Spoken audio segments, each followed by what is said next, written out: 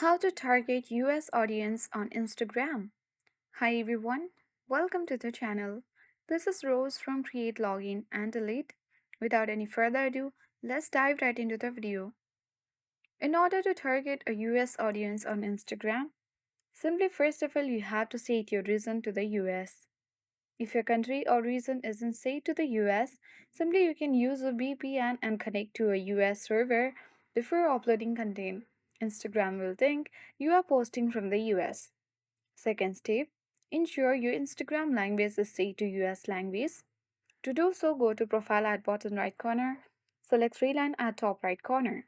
Now tap search bar and type in language. Open it.